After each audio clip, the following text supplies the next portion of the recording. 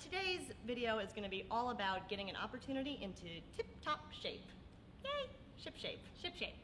Shippy shape shape Ship, shape. ship, ship, ship, shape. Ship shape shape shape shape shape. All right, that's enough of that. Ship ship shippy shape shape.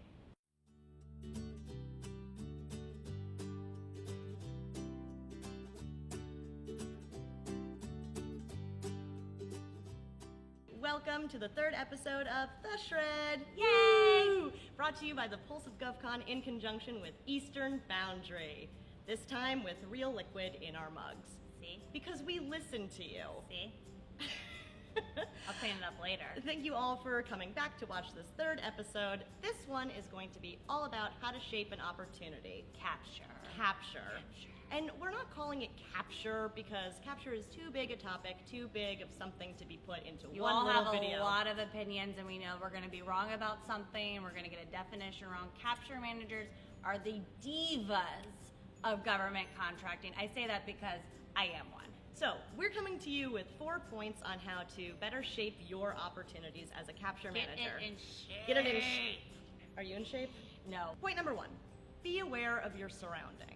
And this is a really big topic that we can include because there's a lot of ways that you, the government contractor, the capture manager, can be more aware of your GovCon landscape. The government is constantly telling us what kind of problems they're having. We can see it, we can touch it, and oh, by the way, they write it all down.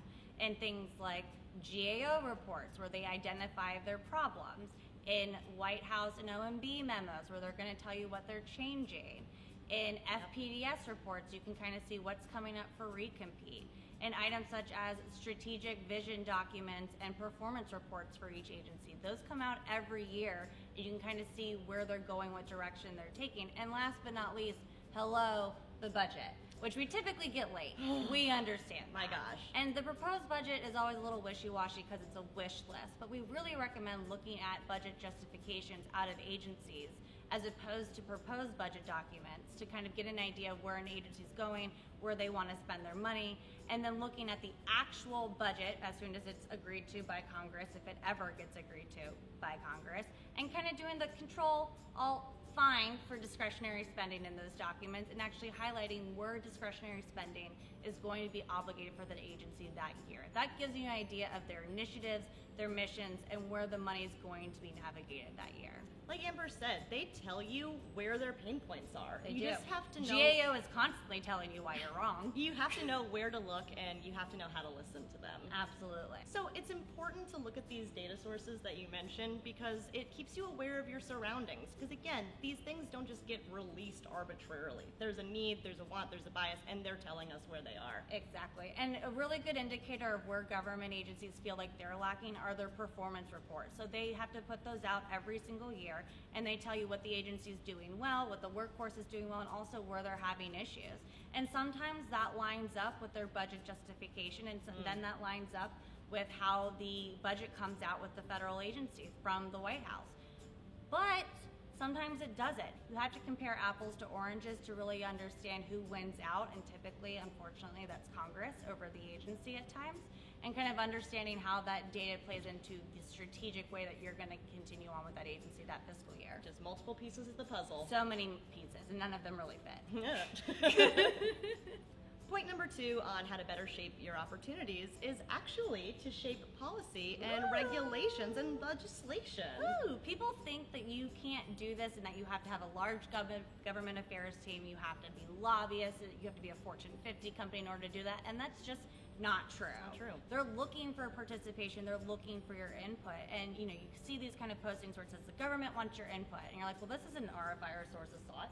That's weird. What kind of input do they want? But they put policy out on the Federal Register for public comment, and that means you, the public, should comment because that is what drives other decisions and other FAR or DFAR acquisition policies where it kind of turns into go or no-go decisions. FedRAMP's one of them. Right. These upcoming cybersecurity defense measurements are another one, where actually these are going to impact whether you can bid on these things, and these are where they want your input. Right, and I mean, acquisition is funded by taxpayer dollars. Let's not forget Shocking. that, right? Weird. That's Right? kind of why government contracting is a little different than everyone else. That's kind of why legislation matters. And so you can go to the source. Don't even go to the contracting officer or No. COR and say, hey, is there a need coming coming, there can be federally mandated needs. Exactly. And so if you're able to shape what those needs are and the requirements for them, then you're able to get ahead of it way before it becomes an RFI. Exactly. And that really kind of also pivots you to another relationship and how you can make is take those policies that you see coming out, or even if you are having a problem or you have a good idea and you're like, who do I go to with this about a larger policy implementation? Go and get to know your state and local representatives.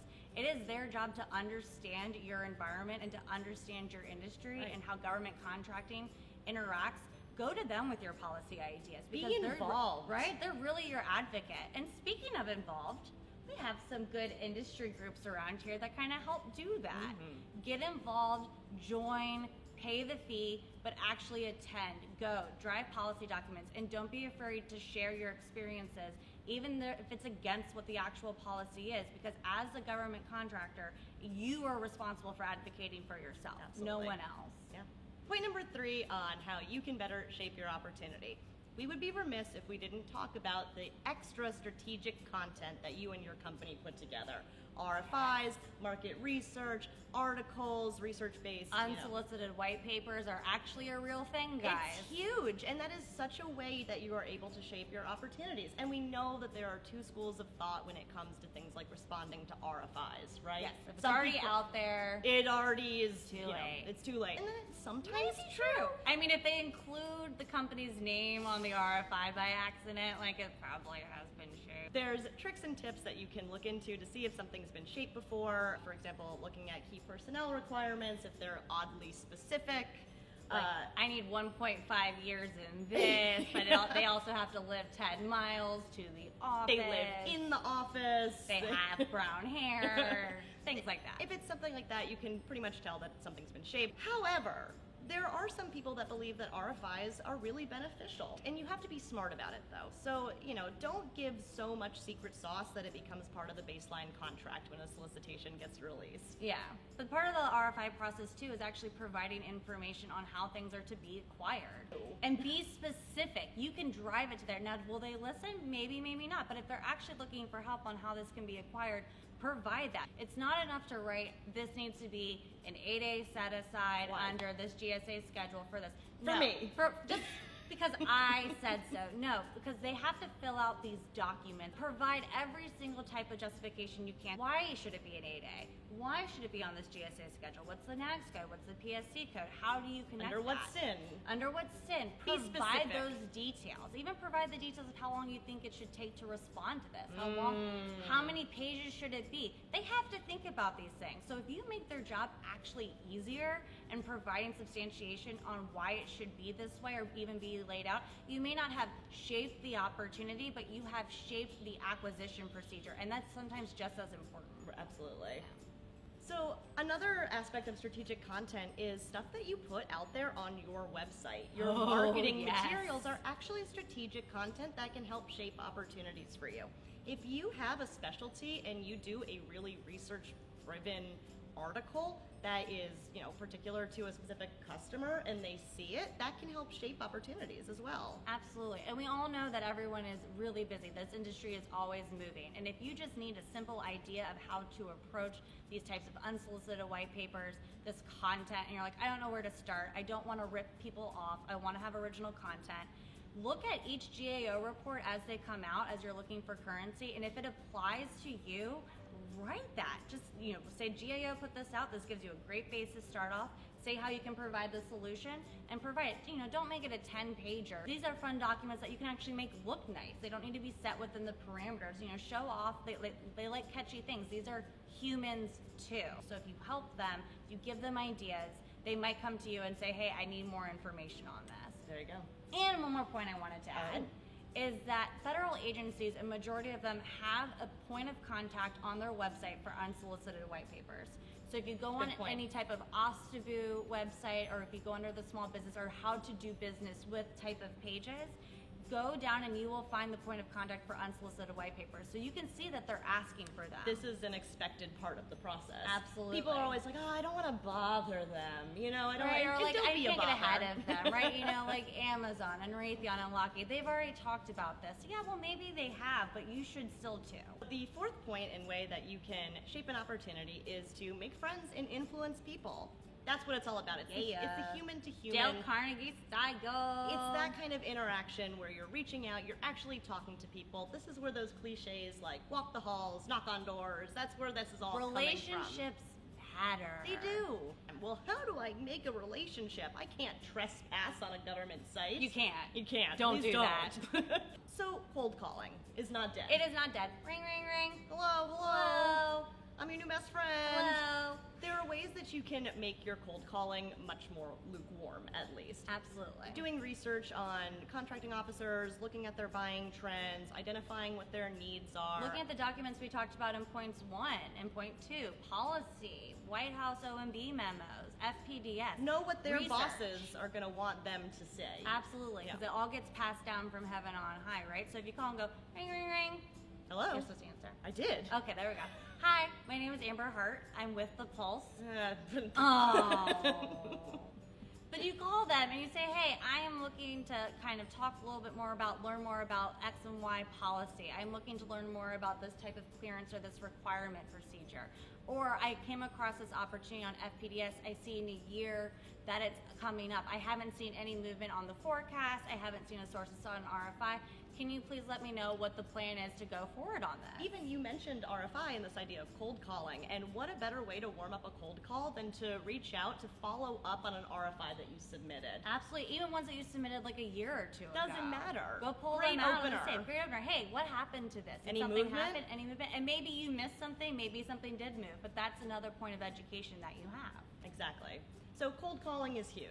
Events is another way that you Absolutely. can make friends and influence people, just interacting with these folks. Again, we always harp on the fact that government contracting doesn't happen in a vacuum. These are real people, Real people. that need to put these acquisitions and these solicitations out.